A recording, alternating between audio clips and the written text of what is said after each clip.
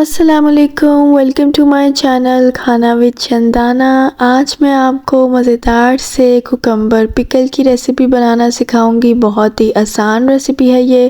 اس کا جو مکسچر ہے پکل کا وہ آپ ایک دفعہ بنائیں، اور جب بھی آپ کے کوکمبر ختم ہو جائیں تو آپ نئے کوکمبر کاٹ کے اس میں اسی مکسچر میں آپ ڈال سکتے ہیں اور پکل جب مرضی انجوائے کر سکتے ہیں۔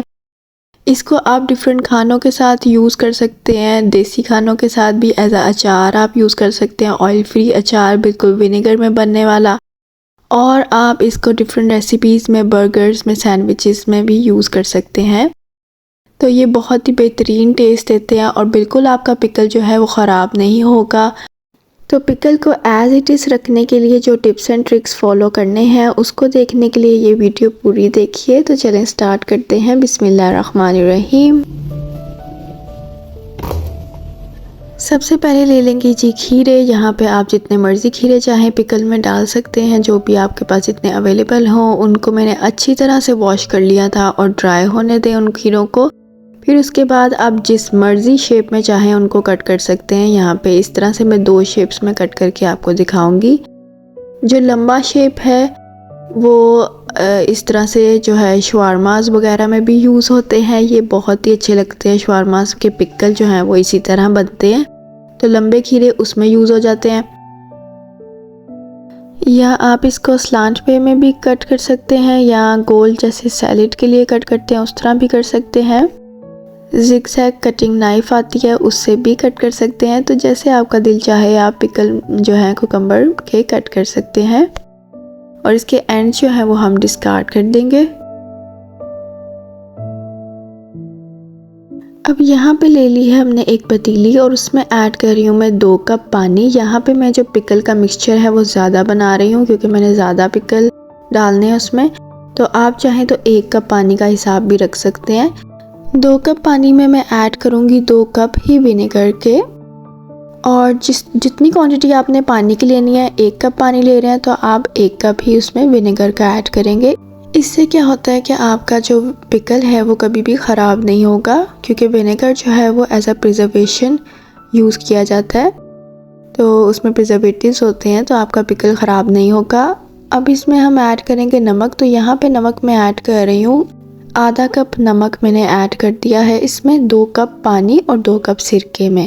اگر 1 کپ لے رہے ہیں آپ پانی اور سرکے کا، تو پھر آپ نمک جو ہے وہ آدھے کپ سے بھی آدھا کر دیں گے، ٹھیک ہے؟ مطلب کہ 4-5 ٹیبل سپون آپ کے بنیں گے وہ۔ تو نمک بھی جو ہے نا وہ زیادہ ہی ایڈ کیجیے گا، کیونکہ پھر آپ کا پکل خراب نہیں ہوگا اس سے بھی، نمک سے بھی۔ اور اس کو مکس کر لیں گے ہم۔ نمک جو ہے وہ اچھے سے ڈیزولو ہو جائے۔ پانی کو ہم نے بوائل نہیں کرنا، صرف نمک کے مکس ہونے کا ویٹ کرنا ہے، تو ہم نے اس کو بوائل نہیں کرنا بالکل بھی۔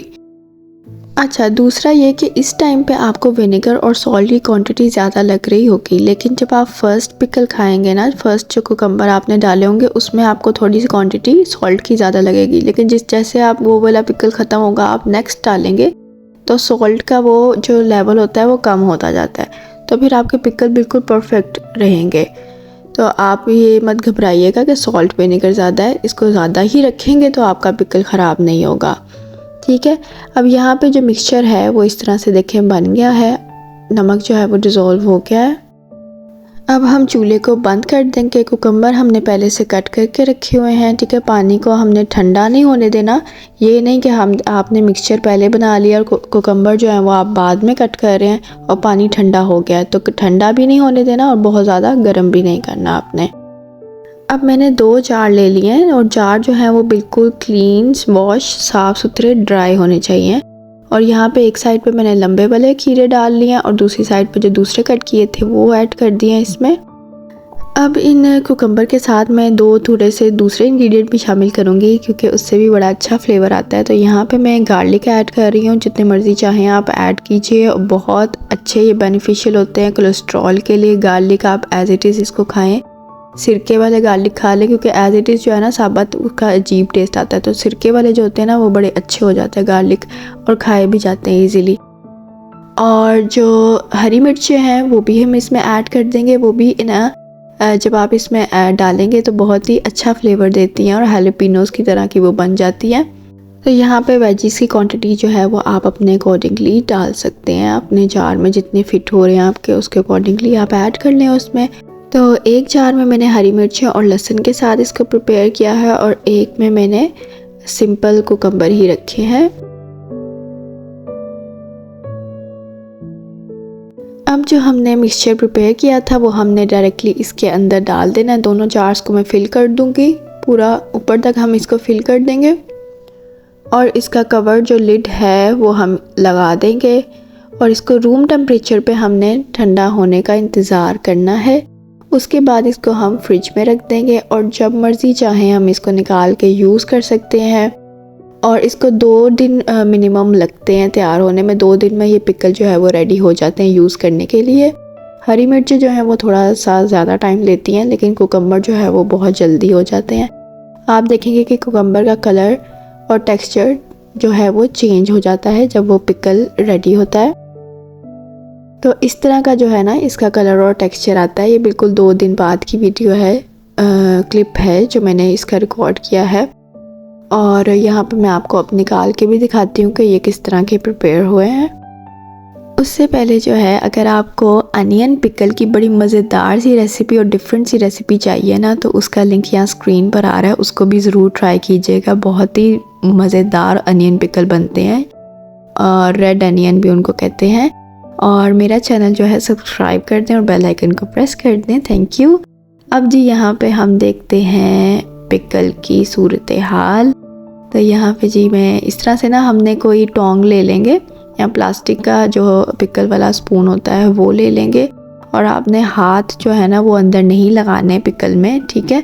اور جتنا پکل آپ نے یوز کرنا اتنا ہی آپ نکال لیجئے کسی بھی سپریٹ برتن میں، اور واپس جو ہے نا پھر وہ مت ڈالیے تو بہتر ہے۔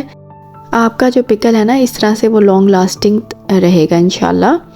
تو اس ریسیپی سے ضرور پکل ٹرائی کیجئے، اس کو بنا کر فریج میں رکھ دیجئے۔ بس جب بھی شاورما، ریپس، سینڈوچز جو بھی بنائے بس پکل نکالے اور لگا دیے، تو کام بھی جو ہے وہ آسان ہو جاتا ہے۔ اور جب آپ کے کوکمبرز بہت زیادہ گھر میں آ جائیں اور آپ سے کنزیوم نہ ہو رہے ہوں تو ان کو کٹ کر کے اس جار میں بس ڈال دیں۔ اور یہاں پہ دیکھیں کتنے زبردست یہ پکل ریڈی ہوئے ہیں۔ ان پکلز کو آپ جو ہے نا چھوٹا چھوٹا کٹ کر کے بالکل فائن چاپ کر کے ڈیفرنٹ ساسز میں بھی ایڈ کر سکتے ہیں، بہت ہی مزیدار لگتے ہیں یہ۔ اور اگر آپ کو یہ پکل کی ساس چاہیے نا ریسیپی، تو یہاں سکرین پہ اس کا لنک آ رہا ہے، اس کو بھی ضرور چیک کیجیے گا، اینڈ سکرین پہ بھی میں لنکس دے دوں گی تو آپ ضرور چیک کیجیے گا۔ بس آپ کے جو یہ کوکمبرز ہیں جب بھی اس میں سے ختم ہوں تو آپ نئے کوکمبرز جو ہیں وہ کٹ کر کے اسی مکسچر میں آپ ڈال سکتے ہیں، دوبارہ مکسچر بنانے کی آپ کو ضرورت بھی نہیں پڑے گی۔ امید کرتی ہوں آپ کو نا یہ ریسیپی پسند آئی ہوگی، تو میرے چینل کو سبسکرائب کرنا مت بھولیے گا۔ اگلی ویڈیو میں ملیں گے انشاءاللہ نئی ریسیپیز کے ساتھ، تب تک کے لیے اللہ حافظ۔